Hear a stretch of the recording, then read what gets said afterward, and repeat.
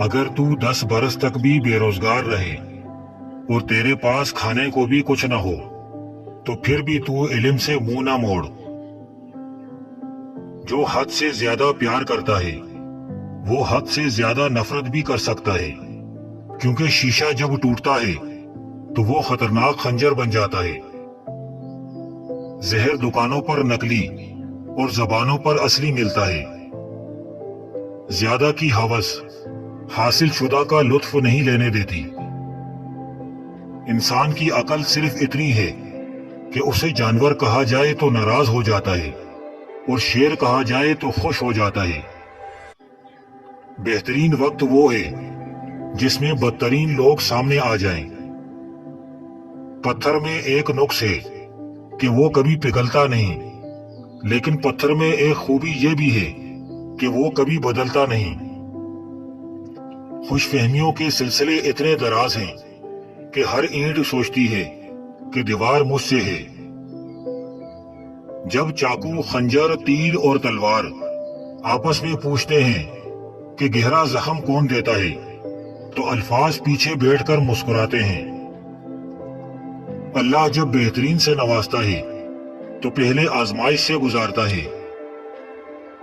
رشتوں کو ایسی خوبی سے نبھائیں جیسے شہد کی مکھی پھولوں سے رس بھی لے لیتی ہے اور ان کا نقصان بھی نہیں کرتی۔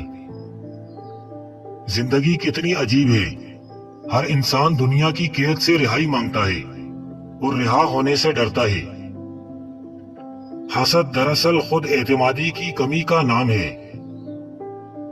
زخم چھپانے کا ہنر سیکھو، ورنہ یہاں ہر دوسرا انسان ہاتھ میں نمک لیے پھرتا ہے۔ انسان سب کچھ بھول سکتا ہے سوائے ان لمحوں کے جب اسے اپنوں کی ضرورت تھی اور وہ دستیاب نہ تھے۔ دستک کا تسلسل مانگنے والے کی شدت کو ظاہر کرتا ہے۔ ہمارا تعلق اس نابینا معاشرے سے ہے جہاں اداسی کا یقین دلانے کے لیے آنسو بہانے پڑتے ہیں اور بیماری کا یقین دلانے کے لیے مرنا پڑتا ہے۔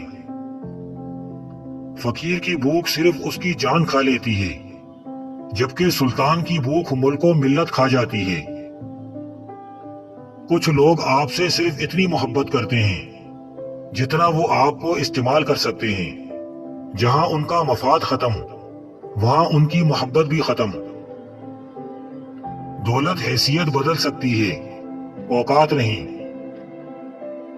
کسی ناقدر شخص سے محبت کرنا ایسے ہے جیسے آپ اسے سونے کے پیالے میں آب حیات پیش کریں اور وہ اسے ہونٹوں سے لگانے کے بجائے اپنے پیر دھو لے۔ جب انسان کا غم یا خوشی حد سے زیادہ بڑھ جائے تو دنیا اس کی نظر میں حقیر ہو جاتی ہے۔ بغیر نقشے کے پرندے بھی اپنے مقام تک پہنچ جاتے ہیں، مگر ایک انسان ہے جو دل سے دل تک پہنچنے میں ناکام رہتا ہے۔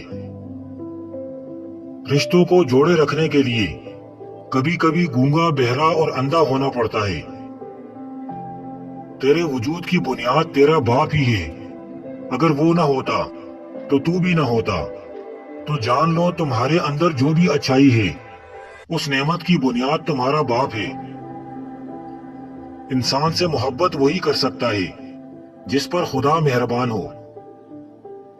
اگر آپ حادثاتی طور پر کسی سے 2-4 کتابیں زیادہ پڑھ گئے ہیں تو انہیں ہضم کرنا سیکھیں، دوسروں کا جینا حرام نہ کریں۔ سب سے بہتر اور عزت کا لقمہ وہ ہے جسے اپنی محنت اور کوشش سے حاصل کیا جائے۔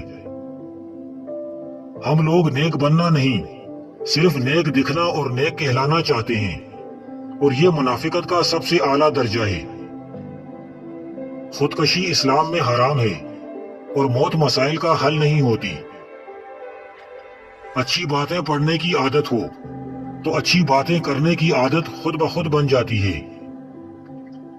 انسان اکڑ کر ایک ٹیلے پر نہیں چڑھ سکتا، لیکن جھک کر ایک پہاڑ پر پہنچ سکتا ہے۔ عاجزی سے جھکنا سیکھیں تاکہ بلندی نصیب ہو۔ یہ دنیا بوڑھی ہو چکی ہے اور مجھے وہ دنیا چاہیے جو بچوں کی طرح مسکرائے۔ اگر قدر نہیں کرو گے تو اللہ چھین لے گا، وہ پھر چاہے رزق ہو یا عشق۔ زندگی مسلسل امتحان ہے.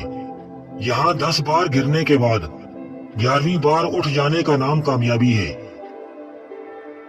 بہترین زندگی جینے کے لیے اس حقیقت کو تسلیم کرنا پڑتا ہے کہ سب کو سب کچھ نہیں مل سکتا. خدا کے ہاں مقام صرف دل کی کیفیت کا ہے. اللہ اور انسان کا تعلق الف ہے. یہ ایک سیدھی لکیر جیسا تعلق ہے جس کے ایک سرے پر اللہ ہے اور دوسرے سرے پر بندہ ہے. پریشان نہ ہوں، اللہ بھی وہی دروازہ کھولتا ہے جس کی چابی آپ کے پاس نہیں ہوتی. جب دولت قریب آنے لگتی ہے تو 2 چیزیں ظاہر ہونا شروع ہو جاتی ہیں. ایک دروازے پر سائل اور دوسرا خواب میں دولت نظر آنے لگتی ہے. مرد کی فطرت ہے اسے مکمل مل جانے والی چیز سے اکتاہٹ ہونے لگتی ہے. انسان دنیا میں بہت سے برے کام مختلف قسم کے خوف کی وجہ سے کرتا ہے. اگر خدا کی مدد پر یقین کامل ہو جائے تو انسان برائیوں سے بچ سکتا ہے. خواہشات سوئے ہوئے کتے کی طرح ہے، ان کے اندر خیر و شر پوشیدہ ہے. اچھا بولنے سے پہلے اچھا سننا ضروری ہے. ایک انسان کو پہلے اچھا سننا چاہیے اور اسی سے بولنے کا فن سیکھنا چاہیے. روٹی کا خشک ٹکڑا اور یا رازق لکھ کر جیب میں رکھا کرو، بہت جلد دولت مند بن جاؤ گے. وہی بندہ اپنے مقصد میں کامیاب ہوتا ہے جو اپنے نفس کے خلاف جنگ کرتا ہے.